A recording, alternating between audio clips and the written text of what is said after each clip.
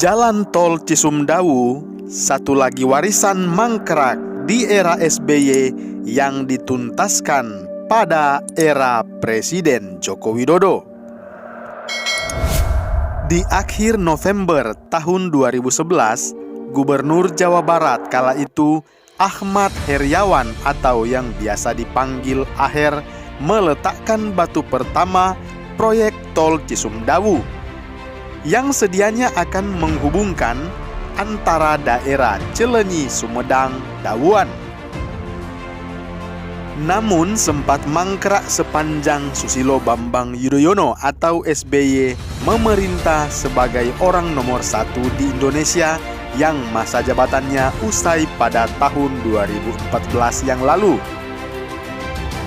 Dilansir dari berita detik.com, peletakan batu pertama proyek ini dilakukan tepatnya pada tanggal 29 November tahun 2011 bersama Menteri Pekerjaan Umum Joko Kirmanto dan Gubernur Jawa Barat Ahmad Heriawan.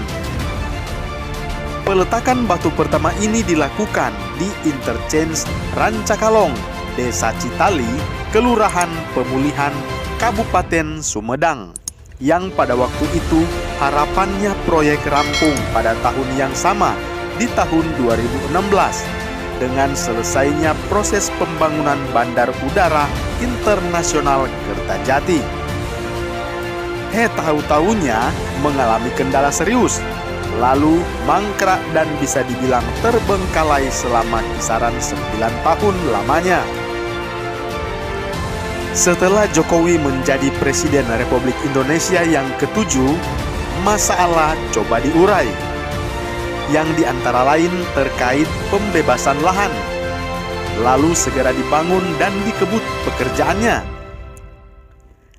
Target terkini, Tol Cisumdawu sepanjang 60 km tersebut akan rampung pada bulan Desember tahun 2021 akhir dan segera beroperasi setelahnya.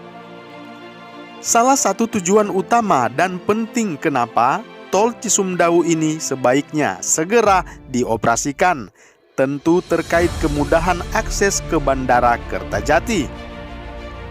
Seperti diakui Menteri Perhubungan Budi Karya Sumadi dalam konferensi pers yang bisa kita saksikan di YouTube Sekretariat Presiden sejak 29 Maret tahun 2021. Cerita proyek tol ini tentu menarik perhatian kita karena setidaknya ada 3 alasan berikut.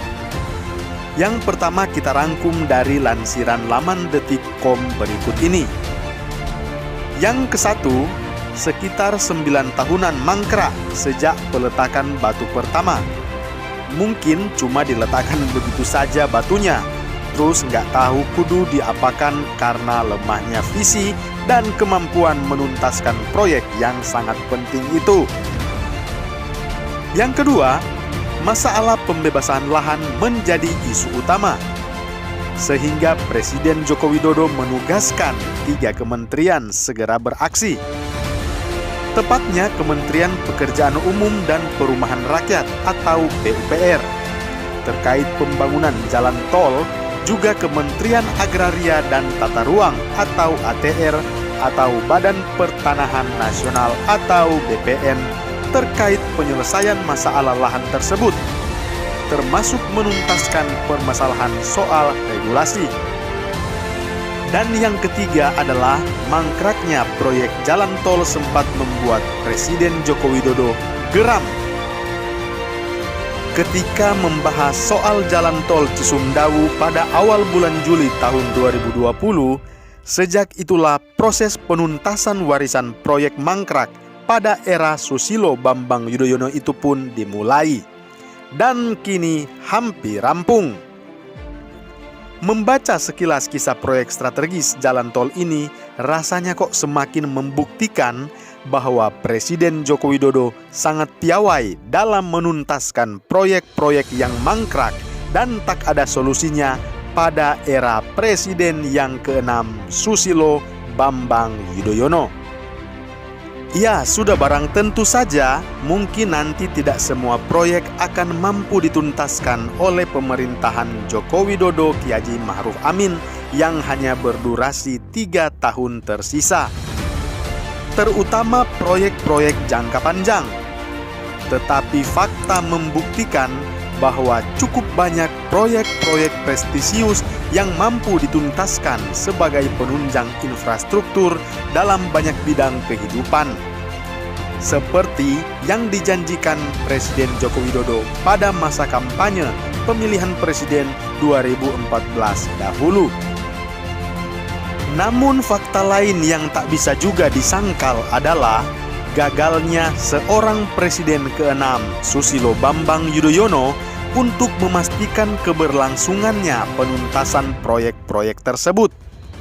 Karena terkesan hanya ditinggalkan begitu saja dengan masalah yang menumpuk yang menyertainya. Jadi rasanya nggak heran kan melihat kalau Candi Hambalang mangkrak dengan kondisi yang mengenaskan semacam itu. Yang disebabkan gara-gara ulah kader Partai Demokrat saat itu yang rakus lalu melakukan korupsi. Ya, lawong proyek dengan tantangan biasa macam jalan tol Cisumdawu saja mangkrak 8 tahun.